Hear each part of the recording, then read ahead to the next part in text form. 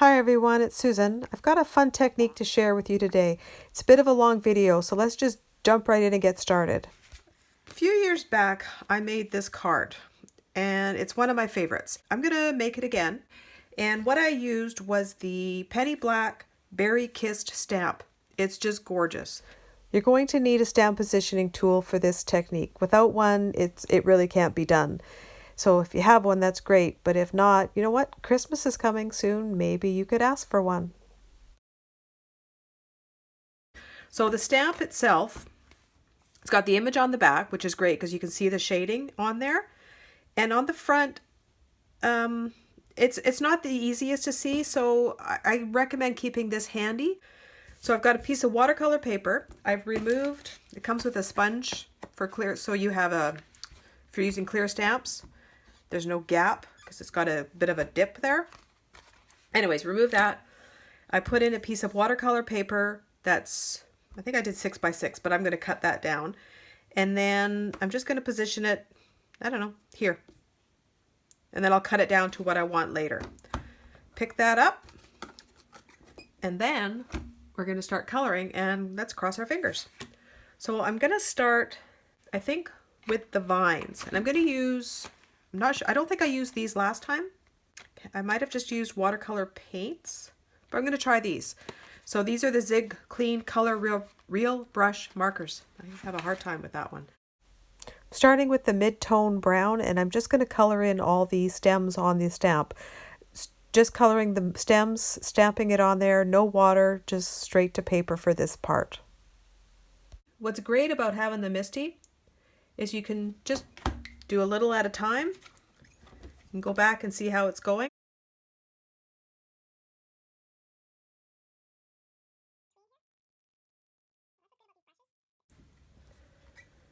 Now you can see on the back of the stamp, I'm not sure if you can or not, but right here there's more that comes through. I'm going to add that last because when I go to do the leaves, that's just going to bleed out into the rest of the leaf. So I'm not going to bother with that now. I'll draw these in after. To color the berries, I have 2 shades of red.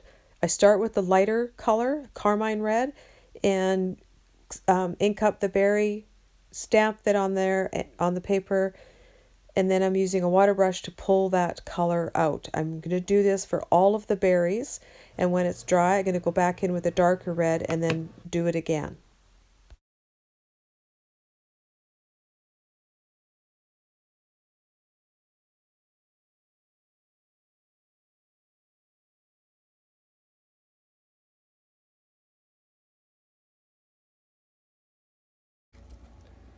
Right. Now here's a little trick. If you angle this, when it's laying down flat, it's kind of hard to see, but if you angle it a little bit, you can see it a bit better. So there's one here, and one in this area.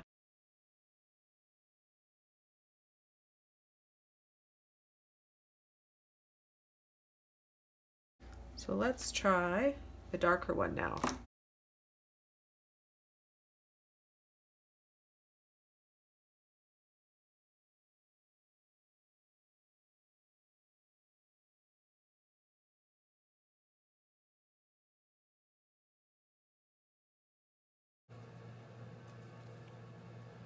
And I just used the brush to soften out the edges, but I still want it dark around the top of the berry. So I'm not pulling all the color down. Like here you can see a nice dark line. Let's see. I'm not sure here, but if you can see, like there's some dark brown lines. They look brown, but it's the wine red. And you built it up with a couple of layers. It kind of gives it a nice dark edge. Okay, so we're going with mid green, olive green, and deep green. So I'm going to start with the mid green. Just brush it on. It doesn't have to be all perfect and smooth when you're putting it on here because you're going to move it around with the brush. So let's do this first one. See that? Okay, so now coming in with my brush, I can move the color.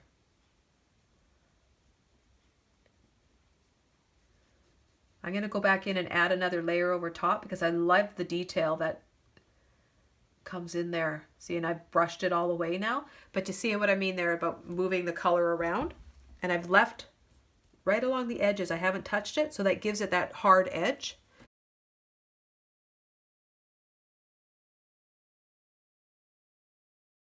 Let's try that and see what it looks like. Okay, I like that. There's a couple different shadows going on in there. I'm gonna leave that alone to dry before I do any other colors on top of it.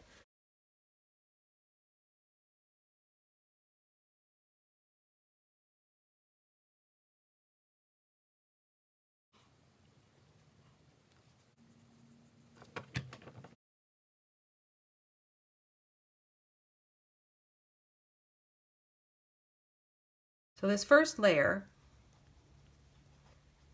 is pretty basic.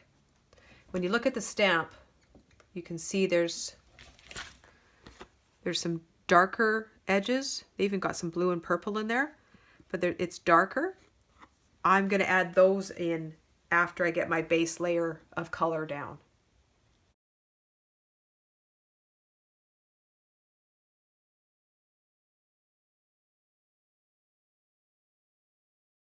Okay, so this one here, right here, there's a stem that comes all the way down. So as I do this one, I can see, if I lift it up, I can see it. So I'm going to try to keep that area kind of clear, free of the green ink. And that way when I go to add the brown afterwards, it won't get all muddled up.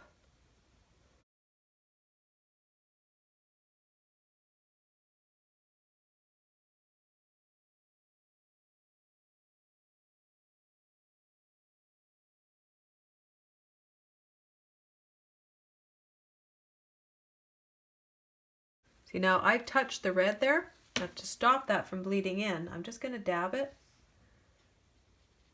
and move some more green up there. It's watercolor. Now the thing is, it's not going to be perfect. It's not going to be a crisp leaf and a crisp, you know, berry and stuff, because it's watercolor. Colors run.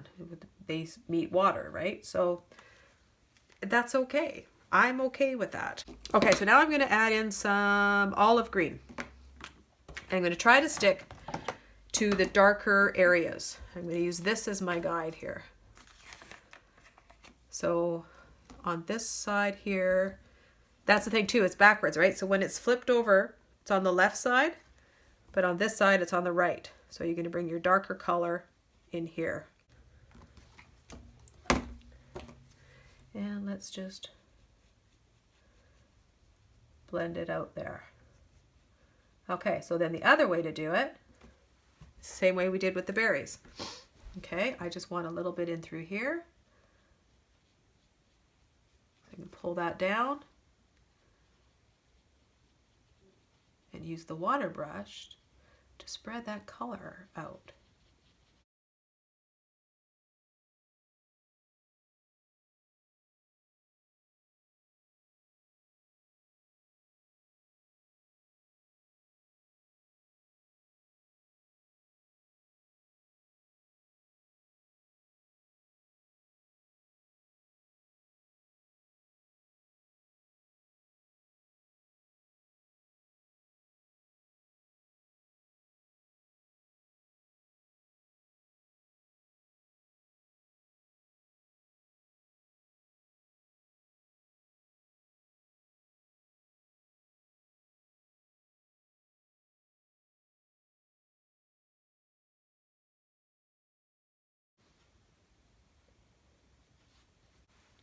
Okay, so I'm liking this. I'm liking this. All right, so now I want to see all the little stem bits. I don't know what they're called, cherry or berry tips things. I'm going to do that in a dark brown.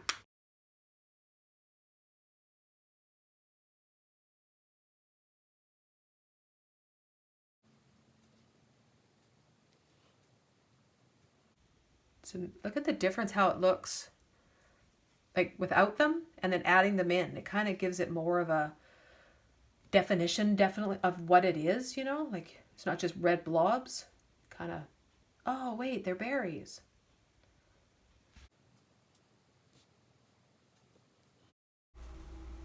So I missed part of the leaf right here, so I'm just going to go back in with my mid green and add that back in.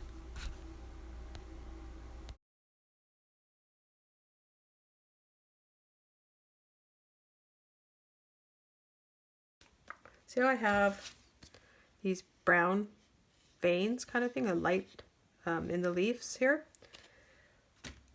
I'm gonna do that. Okay, I think I'm gonna go with this one. Now, comes the fun part.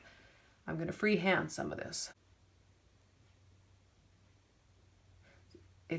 These brushes are nice too because you can go, look at this, you can go like big, or you can just go really, really faint. Why is it I'm whispering when I do it really faint? See how thin that is versus how thick? And that's all with this brush. Love it. Okay, so let's just add a little bit more detail.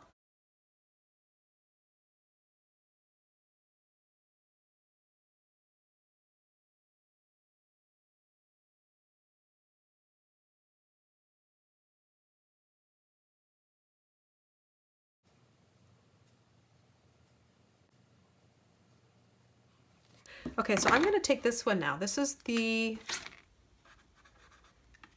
got a bit more green to it. It's called Deep Green.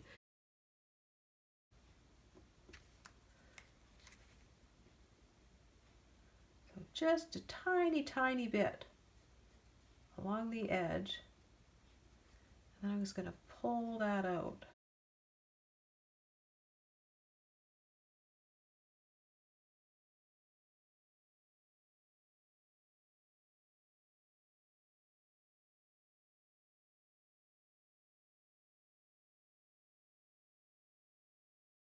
And I'm just drying it off in between so I don't have too much color on there. I want the very little water, more like a dry brush, just very, very little, and pulling it out when it seems to get a little too much. Dry it off, go back in, and pull it out. All right, so I gave this lots of drying time, and now we're going to do the gray in the background that you see on the original card. And this is really simple. Like, you could use a bigger brush, but because I've got all those little areas in the middle, I'm going to use one that's got a bit of finer point. And I'm using an aqua brush, but if you want, you could just use a paintbrush and some water. So basically, I'm just going to whip through this. I'm not going to spend much time on it. You just start with the light. I use 2 grays. I start with the lighter one, add some color around the edge, pull that out with a water brush. Go around all the edges of everything in your image. And then once that's done, get your darker gray and go back in right up against all the edges again, but don't pull it out quite as far as you did the lighter gray. And you just keep doing this until you're happy with what you see. And that's it.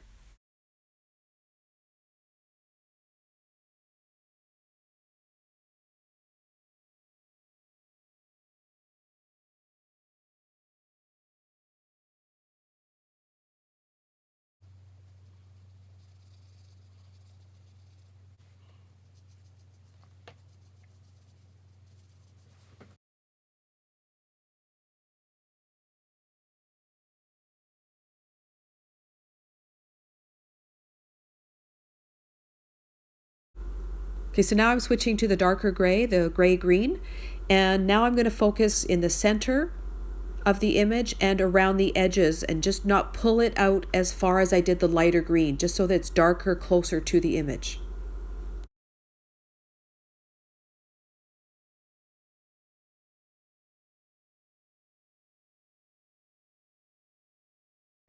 So to finish the card off, I stamped, first off I die cut it out with the Lawn Fawn stitched rectangle die, and then I stamped the sentiment with black ink. I stamped it a couple of times using the stamp positioning tool so get a good crisp image. Thanks for sticking around, you guys. I know it was a long video. If you're a subscriber, thank you. If not, I'd love it if you would subscribe to my channel and hit that bell so you know when there's be more videos coming out. So thanks a lot, and I'll see you again soon. Bye.